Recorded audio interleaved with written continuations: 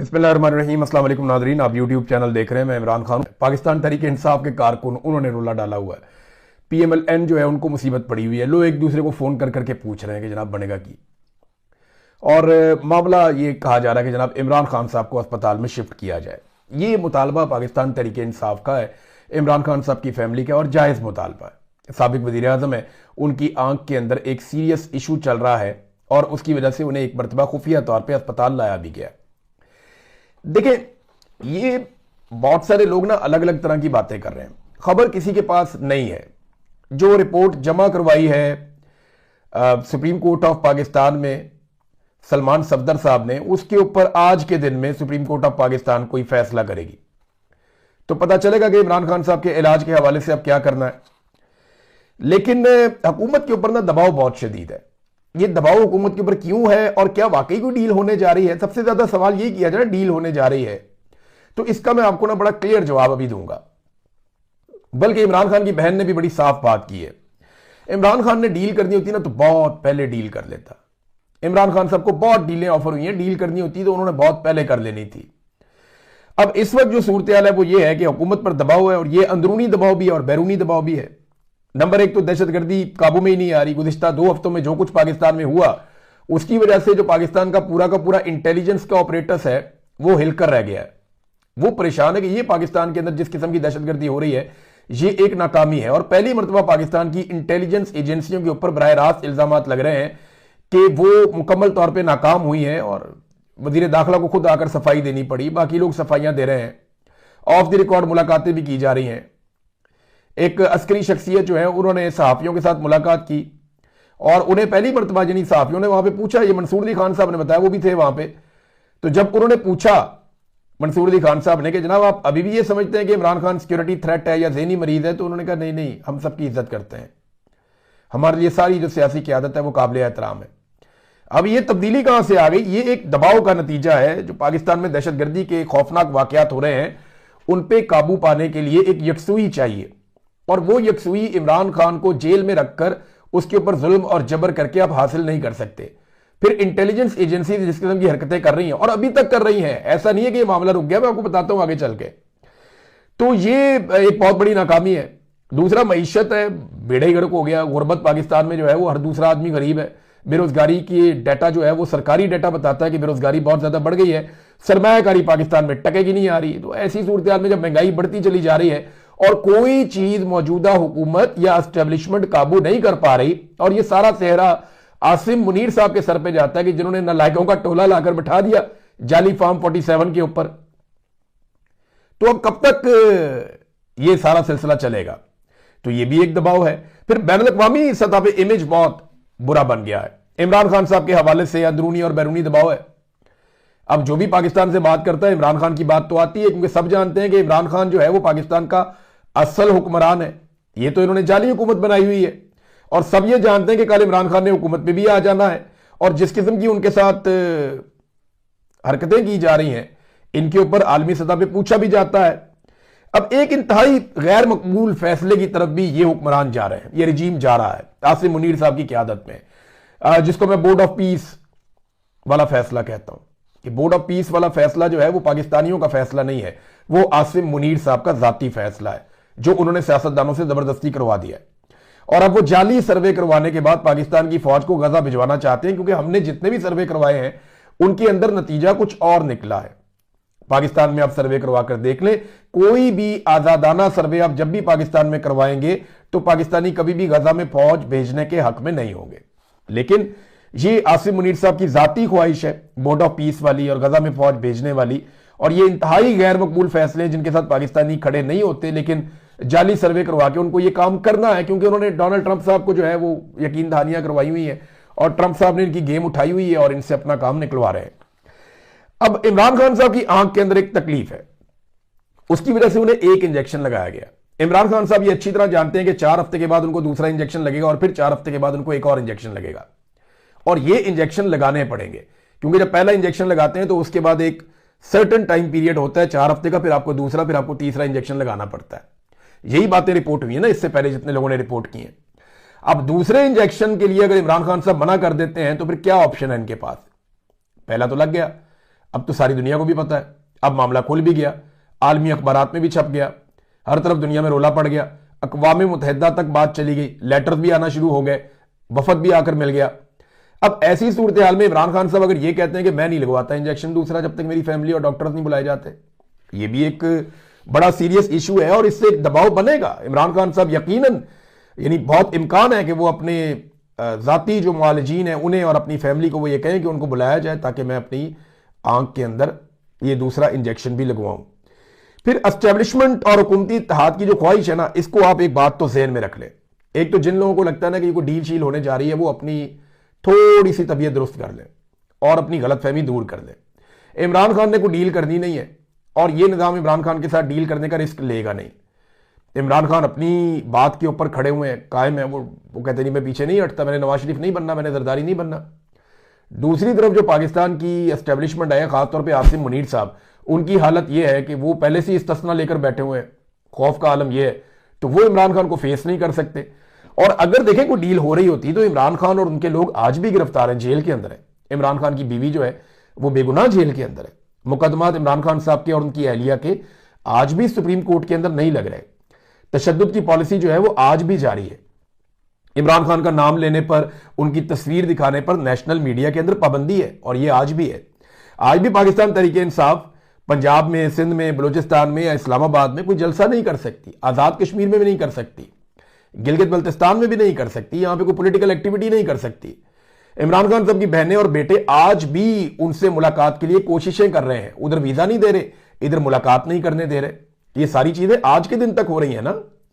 ये तो मसला इमरान खान साहब की आंख का मामला है जिसपे सबको तशवीश है और होनी भी चाहिए। वो साबिक वजीर आजम है और अभी सबका फोकस इस बात के ऊपर होना चाहिए कि इमरान खान साहब को हॉस्पिटल से बाकायदा उनकी मर्जी का ट्रीटमेंट मिले, उनकी आंख ठीक हो जाए। ये जितना मर्जी प्रोपेगेंडा करें, देखें नवाज शरीफ साहब और एस्टेब्लिशमेंट को क्या चाहिए, उनको एक विजुअल चाहिए ना, उनको एक विजुअल चाहिए कि इमरान खान साहब अस्पताल के बेड पे लेटे हुए कोशिश करेंगे इस किस्म की गंदी हरकत करने की, या ये करने की कि इमरान खान साहब को जनाब अपने बनी कला भिजवा दिया, जैसे नवाज शरीफ चला गया था वैसे इमरान खान भी चला गया। इमरान खान ये नहीं होने देगा। ये जो कुछ बाकी ऑप्टिक्स मैंने आपको बताए, अभी पाकिस्तान तहरीके इंसाफ के 3 लोगों को ऐसे मारा है कि कोई जानवरों को नहीं मारता। ये उस लेवल का टॉर्चर किया गया जिस लेवल के टॉर्चर से हम लोग गुजरे थे। ये मैं देख रहा था, फहीम खान साहब साबिक एमएनए है, राजा आजर साहब है, अली जमान साहब है खैबर पख्तूनख्वा से, उनको तो बहुत ही मारा इन्होंने। इन लोगों ने कमीजें उतार के दिखाया, पूरे जिस्म नीलो नील हुए हुए हैं इनके, और इनको बकायदा 8 फरवरी के बाद मारा था, अभी तक इनकी बॉडीज के ऊपर निशान है। इतना शदीद इन्हें टॉर्चर किया गया। इन्होंने सहाफियों के सामने कमीजें और कपड़े उतार के दिखाया कि जनाब ये देखें हमारे साथ किस किस्म का सलूक किया गया है। पुलिस इनको उठाकर लेकर गई, पुलिस ने इनकी आंखों पे पट्टियां शटियां बांधी और कहा जी अफसरान आ रहे हैं। उसके बाद वो आ गए नामालूम अफराद, उन्होंने आके टॉर्चर शुरू कर दिया। यही सबके साथ हुआ है। लेकिन ये तीनों जो हैं वो आफरीन है, जितने लोग पकड़े उन सब ने आकर कहा जी हम तो इमरान खान के साथ खड़े, हम तो पीछे नहीं हटते। तो ये जो सारी चीजें हो रही है, फिर ये क्या हो रहा है। लेकिन जो कुछ आसिम मुनीर साहब ने कर दिया है ना, वो इमरान खान साहब को इतने आराम से छोड़ने वाले नहीं है, ये हम सब जानते हैं। दबाव बहुत बढ़ गया है, ये दबाव काम भी कर सकता है ना। फैसल वाडा को मैं सुन रहा था, वो बहुत गोलमोल बातें कर रहा था। मुझे फैसल वाडा को गौर से सुनने के बाद मैंने 2 दफा उसका वो क्लिप सुना, मुझे आइडिया हुआ कि फैसल वाडा के पास भी कोई इंफॉर्मेशन नहीं है कि होना क्या है, यह मामला किस तरफ जाएगा। फैसल वाडा भी अब ये गोंगलुओं से बट्टी झाड़ रहे, कभी इधर को जाते हैं कभी उधर को जाते हैं। ये जो सहाफी एस्टेब्लिशमेंट के कहने के ऊपर खबरें शबरें देते थे, वो टाउट्स जो ये कहते थे कि इमरान खान 2036 तक या 2040 तक जेल से बाहर नहीं आएगा, इमरान खान जेल के अंदर ही रहेगा, इस किस्म की बातें जो लोग करते थे, वो अब नया बयानिया ढूंढ रहे हैं। वो बेचारे बैकी बैकी बातें कर रहे हैं, बुखलाए हुए हैं, और अभी कुछ हुआ भी नहीं और बेचारों ने अपनी नई पोजीशन ढूंढना शुरू कर दिया कि हमने अब क्या करना है। क्योंकि इस वक्त किसी को कुछ पता ही नहीं है, किसी को कुछ बताया नहीं जा रहा, क्योंकि दबाव बहुत बढ़ता चला जा रहा है। उसे टैकल कैसे करना है, बॉल इमरान खान साहब के कोर्ट में है, गेम इमरान खान के हाथ में है। इमरान खान साहब अगर ये अड़ जाते हैं कि मैं भाई ये इंजेक्शन लगवाऊंगा, मेरी फैमिली को बुलाओ, बाकी लोगों को बुलाओ, अच्छा शरायत क्या है, इस पे आप आ जाए ना भाई। शरायत तो ये है कि इमरान खान साहब खामोश हो जाएं बड़े लंबे अरसे के लिए और मौजूदा जो सेटअप है उसको तस्लीम कर लें। क्या इमरान खान ने मौजूदा सेटअप को तस्लीम कर लिया?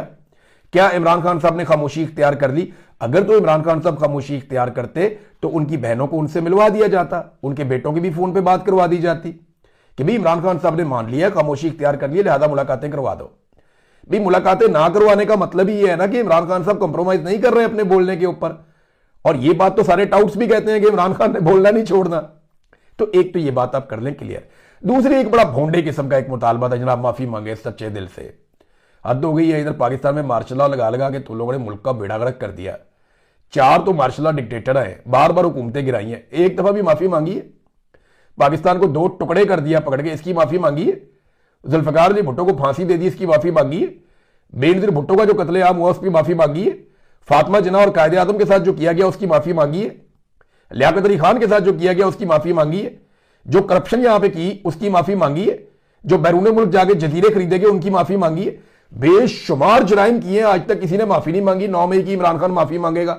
जो उस दिन 9 मई वाले दिन इमरान खान साहब तो गिरफ्तार थे, उनका तो वो लड़ाई झगड़े से ताल्लुक भी कोई नहीं था, वो तो लोग रिएक्शन में निकले और उनको इंस्टिगेट किया गया, फिर नकाब पोस्ट शामिल हो गए, उन्होंने तोड़फोड़ शुरू कर दी, फिर सीसीटीवी फुटेज ही गायब कर दी। ये है टोटल 9 मई की कहानी। तो ये बड़ा भोंडा किस्म का, एक बहुत ही बेहुदा किस्म का एक मुतालबा है कि 9 मई के ऊपर इमरान खान सिद्ध के दिल से माफी मांगे। वो नहीं मांगता, पिशौरी चप्पल से आप माफी मंगवा लें उसकी, वो ऐसे माफी नहीं मांगता इस मामले के ऊपर। मैं ये जानता हूं वो इस पर माफी नहीं मांगेगा, जो मर्जी आप कर लें। हाँ, ये मामला है कि जो आप ये चाह रहे हैं कि ये सेटअप को इमरान खान कबूल करे, थोड़ा टाइम निकलवा दे, खामोश हो जाए, ये अभी आपको पता चल जाएगा। जिस दिन इमरान खान ने पहला स्टेटमेंट देना है, ये सारा बयानिया बढ़ जाना है। बहुत सारे लोग आजकल कहानियां सुना रहे हैं। अच्छा, जो सहाफी एस्टेब्लिशमेंट के साथ जुड़े हुए हैं ना, जिनको हम टाउट्स कहते हैं उर्फे आम में, अब वो बेचारे जो बात करते हैं ना, वो अब गोल मोल बातें करें, उन्हें समझ ही नहीं आ रही कि जाना किधर को है। क्योंकि एस्टेब्लिशमेंट जो है वो, अभी जो एक मुलाकात भी कुछ सहाफियों से, एक सीनियर ऑफिसर की मिलिट्री, तो उस ऑफिसर ने ये नहीं कहा उन्हें सहाफियों को, जैसे वो इमरान खान को ज़हनी मरीज या नेशनल सिक्योरिटी थ्रेट या इस किस्म की बातें जो वो करते थे, वो नहीं किया उसने। यानी उनको, बहुत सारे लोगों को ये समझ ही नहीं आ रही कि ये अब किस तरफ चल पड़े। फैसल भाटा को भी समझ नहीं आ रही। अच्छा, जो नून लीग वाले सहाफी हैं, जो नून लीग के साथ तोहफे में आए थे, वो बेचारे वो तजब्जुब का शिकार है, वो परेशान है कि यार ये हो क्या गया है। और उन्होंने डील डील डील चीखना शुरू कर दिया, लेट गया, ढेर हो गया, डील होगी। इमरान खान ने एक स्टेटमेंट देना है, सबकी तबीयत साफ हो जाएगी। ये जितना मर्जी बयानियां बना लें, ये बयानियां उड़ जाएगा। इमरान खान की बहन ने क्या कहा था, आप ये देखें। नौरीन खानम साहबा कहती हैं कि बैकडोर राब्ते की जो बातें हो रही हैं उनमें कोई सदाकत नहीं है। ये एक ट्रक की बत्ती है जिसके पीछे हमेशा लगा दिया जाता है। मुजामत ही इमरान खान के लिए वाहिद रास्ता है। ना इमरान खान डील के तहत बाहर जाएगा और ना ही इमरान खान डील के तहत बनी गाला जाएगा। इमरान खान एक दिन सर उठाकर जेल से बाहर आएगा। ये जनाब इमरान खान की बहन कह रही हैं। उन्हें पूरा यकीन है कि जो बातें की जा रही है इमरान खान के बारे में दुरुस्त साबित नहीं होगी। अब नाजरीन, एक और खबर है और आप अंदाजा करें कि अल्लाह ताला कैसे इंसानों के बीच में दिन फेरता है कि मैंने इतनी सारी खबर सुना दी और वो साबिक जो आर्मी चीफ जिसने रजीम चेंज ऑपरेशन किया पाकिस्तान में, वो इस वक्त जिंदगी और मौत की कश्मकश में, और उसके बारे में खबर मैं नहीं सुना पाया। 13 मिनट गुजर गए और उसकी बारी नहीं आई। ये हो जाता है इंसानों के साथ। साबिक army chief general Qamar Javed Bajwa, extension वाले, एक दफा उन्होंने एक्सटेंशन ले ली थी, इमरान खान साहब ने और बाकी सबने मिलकर दे दी थी। नवाज शरीफ ने भी एक्सटेंशन दी थी, लाइन में लग के सबने एक्सटेंशन दी थी। और इमरान खान साहब कहते हैं कि उनकी एक बहुत बड़ी गलती थी जनरल बाजवा को एक्सटेंशन देनी, इसको देनी नहीं चाहिए थी। बहुत साजिशी आदमी था वो। एक दफा और एक्सटेंशन लेना चाहता था लेकिन फिर एक्सटेंशन नहीं ले पाया, और एक्सटेंशन लेने के चक्कर में उसने रजीम चेंज ऑपरेशन पाकिस्तान में कर दिया, साइफर मंगा के गेम डाल दी। अब ये जो जनरल बाजवा ने किया, ये वही जनरल बाजवा है। अब ये बाथरूम के अंदर ना लैट्रीन में गिर गया जनरल बाजवा। इसके बारे में खबर आती है कि लैट्रीन के अंदर जनरल बाजवा मंगल की सुबह स्लिप होकर गिर गया। इसके सर के अंदर 3 चोटें लगी और कोई इंटरनल ब्लीडिंग जनरल बाजवा के सर के अंदर हो गई और उसकी वजह से वो अनकॉन्शियस हो गया।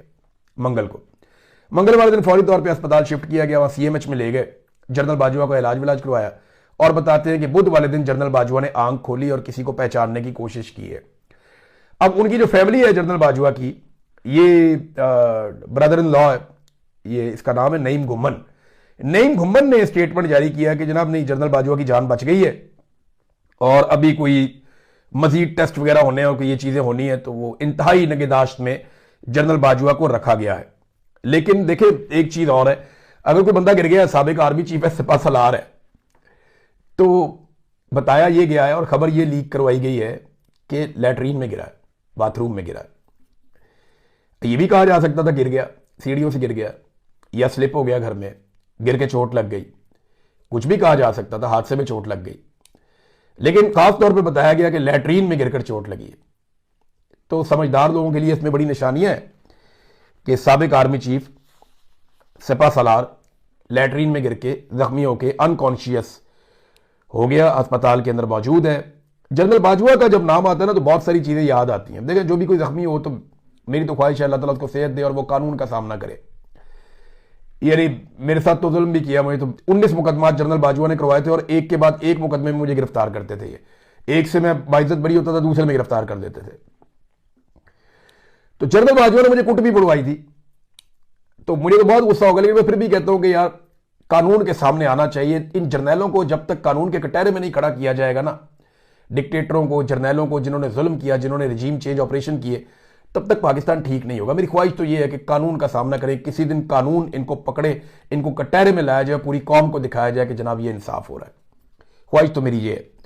लेकिन जब इस आदमी का नाम आता है ना तो अरशद शरीफ, शहीद अरशद शरीफ, वो हमारे सामने आते हैं।